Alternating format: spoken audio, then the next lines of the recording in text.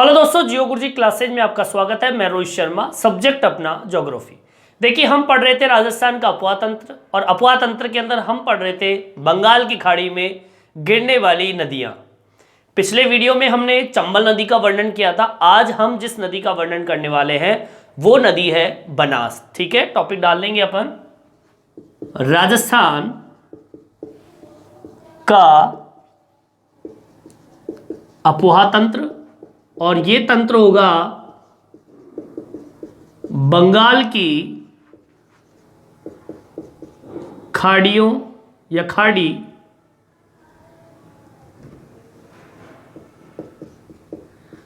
वाली नदियां। ठीक है, और इन नदियों में हम पहले पढ़ चुके हैं। पहले नंबर की जो थी वो चंबल नदी थी, और आज की नदी जो होगी सेकंड नंबर पे वो है बनास।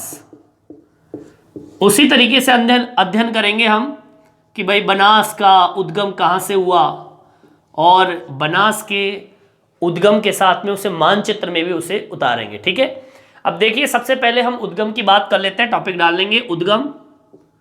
बनास निकलती कहाँ से है, एक छोटा सा राजस्थान का मानचित्र बना लेंगे इस तरीके से।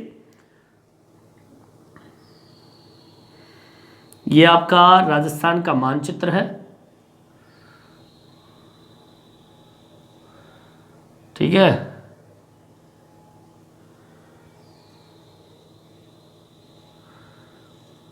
ठीक है, ये आपका राजस्थान का मानचित्र है। जैसा भी है, समझने के लिए काफी है।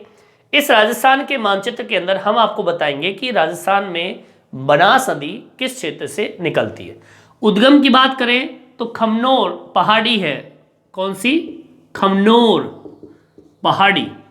ये खमनोर पहाड़ी जो क्षेत्र है ये कहाँ उपस्थित है? राजसमंद। कहाँ पर है? राजसमंद। अब पूछोगे मानचित्र के अंदर राजसमंद कहाँ मौजूद है, तो आपको मैं बता दूं, हमारा जो ये भाग है, इस भाग के अंदर ये जो भाग दिख रहा है आपको, ये चित्तौड़गढ़ वाला पार्ट है। कौन सा भाग है? चित्तौड़गढ़।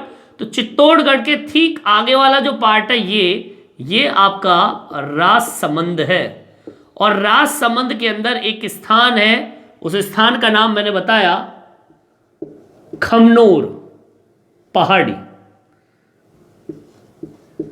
खमनोर पहाड़ी ये उद्गम है किस नदी का? बनास नदी का। क्लियर?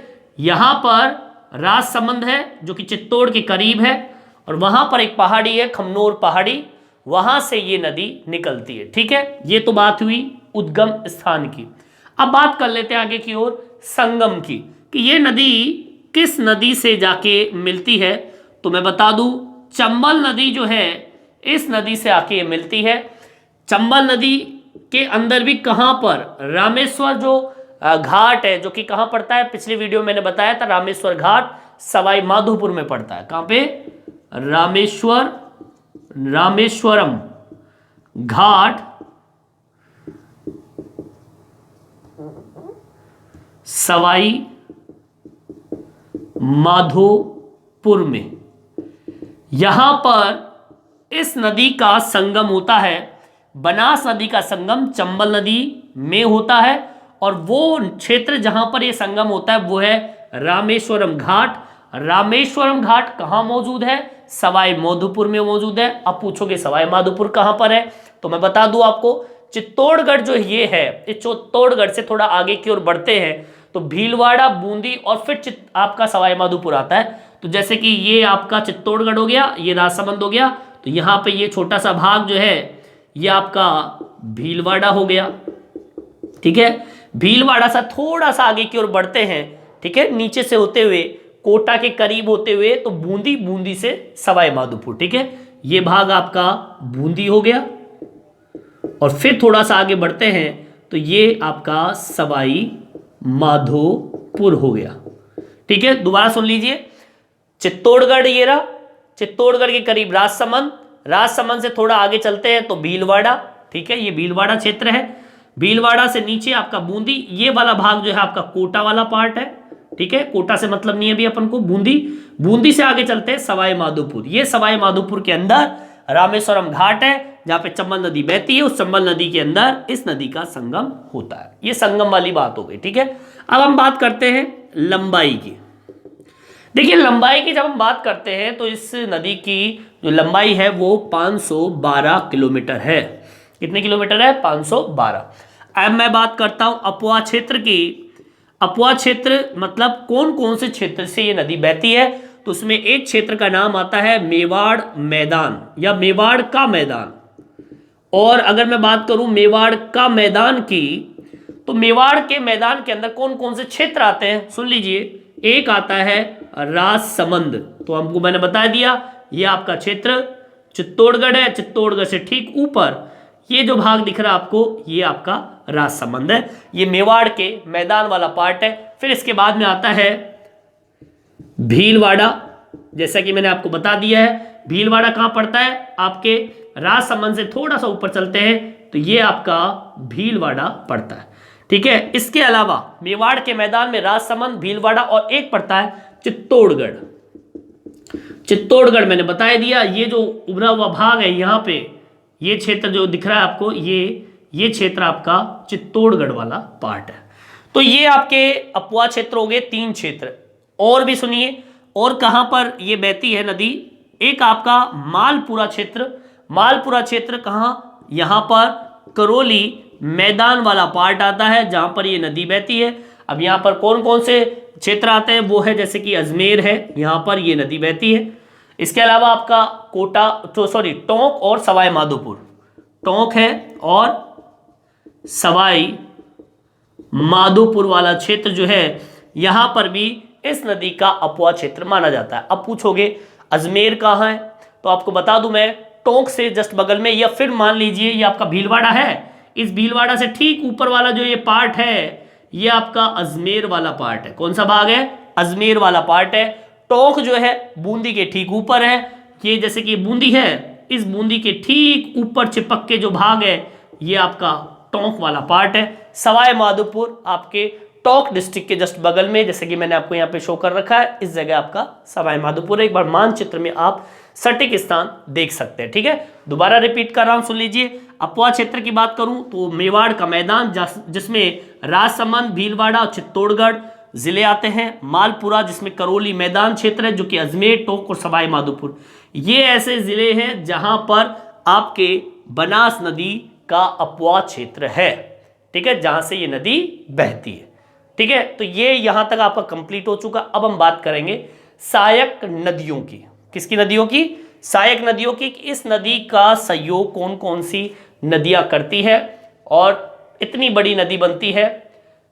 सहयोग से ही बड़ी नदी का निर्माण होता है, एक मुख्य नदी का निर्माण होता है, जैसे कि हम पढ़ते आ रहे हैं। तो सहायक नदी का पॉइंट डाल लीजिए, यहां तक आप उतार लीजिए। देखिए अब हम बात करते हैं सहायक नदियों की कि इस बनास नदी की सहायक नदी कौन कौन सी है।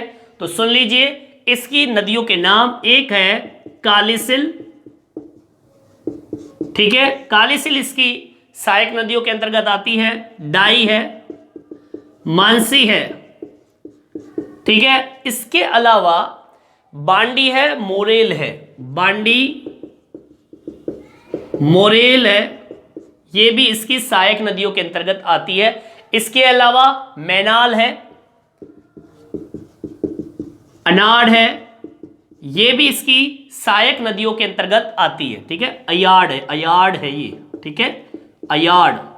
और इसके अलावा आपका कोठारी और खारी, कोठारी, खारी, एक है बेड़च। इसकी हम बात करें, अगर मुख्य बात करें इन दोनों नदियों की, तो इसके कुछ नोट करने वाली बात है। नोट क्या है सुन लीजिए। अगर मैं खारी नदी की बात करूं तो इसकी सहायक नदियों के अंतर्गत आती है। बनास की सबसे लंबी सहायक नदी मानी जाती है इसको, ठीक है, बनास की सबसे लंबी सहायक नदी, ठीक है, ये इसका नोट और इंपॉर्टेंट चीज। बेड़च की बात करूं, बेड़च नदी जो है, ये नदी, इसका भी इंपॉर्टेंट बात क्या है, देखिए, दाईं ओर से बनास नदी की सबसे लंबी सहायक नदी मानी जाती है, ठीक है, मतलब बनास नदी के दाईं ओर, ठीक है। बनास नदी के दाईं ओर बहने वाली सहायक नदी कौन सी है? बेडस नदी है। क्लियर? बनास नदी की सबसे लंबी सहायक नदी तो आपकी खारी नदी है, लेकिन अगर मैं बनास के दाईं ओर बात करूं तो दाईं ओर सबसे लंबी नदी जो है सहायक वो है बेडस नदी। आगे बात समझ में? चलिए यहां तक आप उतार लीजिए। अब मैं आपको बताने वाला हूं बनास नदी का त्रिवेणी संगम, उसकी स्थिति क्या है, जो कि विशेषता के अंतर्गत आती है। उस विशेषता में हम पढ़ेंगे बनास नदी के उपनाम, त्रिवेणी संगम के बारे में, जैसा कि हम पढ़ते आ रहे हैं, और नदियों के बारे में भी उसका अध्ययन करेंगे। यहां तक आप उतार लीजिए। देखिए बनास नदी के त्रिवेणी संगम की बात कर लेते हैं। यहां डाल देंगे बनास नदी के त्रिवेणी संगम की, और यहां पर डालेंगे स्थान या कह दीजिए अवस्थिति। इसको एक छोटे से डायग्राम से भी सीधे तरीके से मैं आपको समझाऊंगा, पहले तो आप इसको समझ लीजिए। देखिए अगर त्रिवेणी संगम की बात करें, वो त्रिवेणी संगम 3 नदियां कौन कौन सी है, उसका स्थान कहां पर है जहां पे ये मिलती है, तो पहला है बनास, बनास के साथ में बेडच, बेडच के साथ में मेनाल। ये 3 नदियों का संगम कहां पर होता है? बिगोद, बिगोद में, सॉरी बिगोद, बिगोद एक स्थान है और वो कहां पर पड़ता है? वो स्थान है भीलवाड़ा के अंदर। कहां पर? भीलवाड़ा का एक क्षेत्र है बिगोद। उस बिगोद के अंदर बनास, बेडच और मेनाल नदी का आपस में संगम होता है, जिसे हम त्रिवेणी संगम के नाम से जानते हैं। दूसरे नंबर पे आता है बनास, खारी, डाई। बनास, खारी और डाई, ये 3 नदियां हैं। अब ये कहां पर इसका संगम होता है? सुन लीजिए, राजमहल में। और ये कहां पड़ता है? टोंक जिले के अंदर ये पड़ता है, जहां पर इस नदी का संगम होता है। तीसरे नंबर पे देख लीजिए, तीसरे नंबर पर बनास, चंबल और साथ में आपके सीप नदी का संगम होता है। ये 3 नदी आपस में मिलती है। किस स्थान में मिलती है? रामेश्वर घाट पर। रामेश्वरम घाट जो है, और वह मैंने बताया था आपको, सवाई माधोपुर के अंदर इसका स्थान है, जहां पर ये तीनों नदियां आपस में मिलती है। ठीक है, यहां तक आपके समझ में आ गया होगा। इसलिए इस बनास के त्रिवेणी संगम वाला क्षेत्र, मतलब बनास 3 स्थानों पर अलग अलग नदियों से मिलती है, जिसमें बनास मिलती है बेडच, मेनाल से, बिगोदा स्थान भीलवाड़ा में। बनास मिलती है खारी, डाई से, जो है स्थान राजमहल, टोंक। बनास मिलती है चंबल, सीप से, स्थान है रामेश्वर घाट, सवाई माधोपुर। अगला पॉइंट डाल लीजिए विशेषताओं का, और विशेषताओं में हम पढ़ेंगे सबसे पहले उपनाम से संबंधित विशेषता, कि इस नदी को किसी और नाम से भी पुकारा जाता है, वो नाम कौन सा है। सबसे पहला नाम है वन की आशा। पहला नाम क्या है? वन की आशा। ठीक है, वन की आशा न कह के आप इसको वर्णाशा भी कह सकते हैं। किस नाम से? वर्णाशा के नाम से भी इसको जानते हैं। दूसरा नाम जो है इसका, विशिष्टि नदी के नाम से भी इसको जानते हैं, विशिष्ट नदी के नाम से भी इसको पहचानते हैं। आगे बात समझ में? इस तरीके से आप बनास नदी के त्रिवेणी संगम को भी पहचाना और इसके उपनाम कौन से हैं इसको भी जाना। हमने विशेषताओं के अंदर पहला पॉइंट पढ़ा है बनास नदी का उपनाम। किसका? बनास नदी का उपनाम है ये। ठीक है, यहां तक आप उतार लीजिए। मैं एक बार रिपीट करके आपको इसी बिंदु को, त्रिवेणी संगम को, एक छोटे से डायग्राम से समझाएंगे। यहां तक आप उतार लीजिए। देखिए विशेषता नंबर 2 की बात कर लेते हैं। हमने अभी उपनाम के बारे में पढ़ा, दूसरे नंबर का पॉइंट डाल लेंगे। एक बार फिर से मैं त्रिवेणी संगम को बता रहा हूं, आपके समझ में तो आ गया होगा। त्रिवेणी संगम जो है, इसको आप एक छोटे से डायग्राम से समझ सकते हैं। कैसे? देखिए, इस तरीके से हम एक डायग्राम बना लेंगे। ठीक है, आपके नोट में इस तरीके से डाल लीजिए। सबसे पहला स्थान हो गया, कौन सा स्थान बताया मैंने? बिगोदा। और ये स्थान कहां पर है? ठीक है, आपका ये स्थान है भीलवाड़ा। और यहीं पर 3 नदियों का संगम होता है, सबसे पहले कौन सा बताया मैंने, बनास नदी तो है ही, बनास नदी का संगम होता है किस नदी से, बेडच और मेनाल से। ठीक है, पहला कंप्लीट। सेकंड पे आ जाइए। सेकंड जो है स्थान कौन सा था, राजमहल का। और राजमहल कहां पड़ता है, टोंक डिस्ट्रिक्ट के अंदर।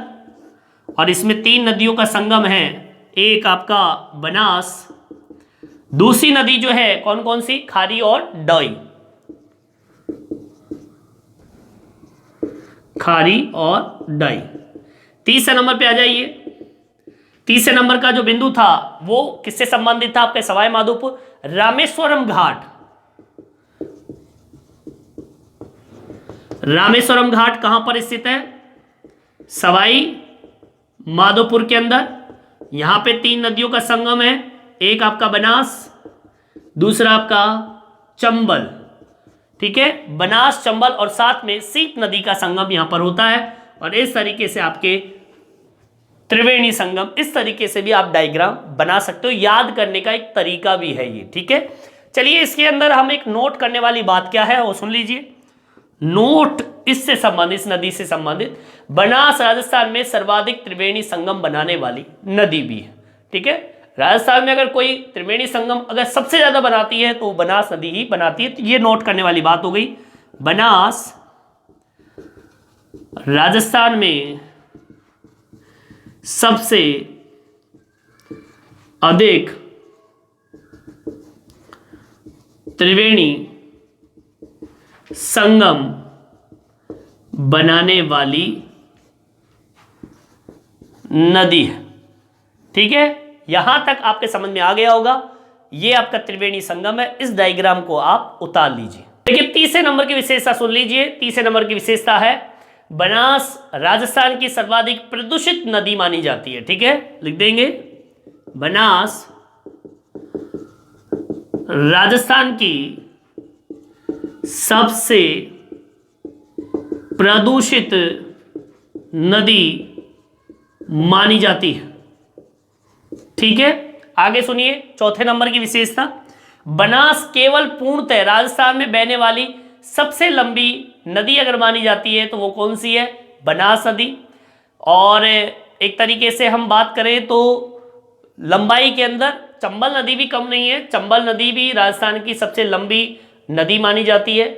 और आपको मैं बता दूं इसी के साथ में आगे हम जब पढ़ेंगे तो बांध परियोजना, मतलब इस बनास नदी के ऊपर जो परियोजना है, कौन कौन से बांध इस पर बने हुए हैं उसकी भी हम चर्चा कर लेते हैं। तो इसमें अपन डाल लेंगे चौथे में बांध परियोजना। देखिए बांध परियोजना की बात करें तो सबसे पहला जो बांध है वो है बिसलपुर बांध, है ना, बिसलपुर बांध। ये बिसलपुर बांध जो है वो कहां पर उपस्थित है, टोंक पर, टोंक में। और ये बनास नदी पर है, बनास नदी से ही इसके अंदर जलापूर्ति की जाती है। सेकंड नंबर पे आता है ईसरदा बांध। ठीक है, ईसरदा बांध कहां पर है, सुन लीजिए, सवाई माधोपुर के अंदर। ठीक है, सवाई माधोपुर कौन सी नदी पर, बनास पर। ठीक है, तीसरे नंबर की सुन लीजिए, तीसरे नंबर का जो बांध है वो है मोरेल बांध। ठीक है, पूछोगे मोरेल बांध कहां पर है तो दौसा में। ठीक है, दौसा के अंदर मोरेल नदी के ऊपर। ठीक है, ठीक है, क्योंकि मोरेल नदी भी इसकी सहायक नदियों के अंतर्गत आती है, बनास नदी की। ठीक है, चौथे नंबर पे आती है जो बांध है वो है मेजा बांध। मेजा बांध जो है ये कहां उपस्थित है और किस जगह, भीलवाड़ा में, कोठारी नदी के ऊपर, भीलवाड़ा और कोठारी नदी पर। तो सुन लीजिए कोठारी नदी जो है ये बनास नदी की सहायक नदी है। सुन लीजिए दोबारा से, बिसलपुर बांध जो बना हुआ है वो टोंक में, बनास नदी के ऊपर। ईसरदा बांध बना हुआ है सवाई माधोपुर में, बनास नदी पर। मोरेल बांध बना हुआ है, मोरेल बांध बना हुआ है दौसा में, मोरेल नदी के द्वारा। मेजा बांध जो है वो भीलवाड़ा में, कोठारी नदी। ये जो मोरेल है नदी और ये कोठारी जो नदी है ये आपके बनास नदी की सहायक नदी है। ठीक है, इसमें सबसे ज्यादा इंपॉर्टेंट अगर देखा जाए तो मैं बात करता हूं किसकी, बीसलपुर बांध की। कौन से बांध की, बीसलपुर बांध।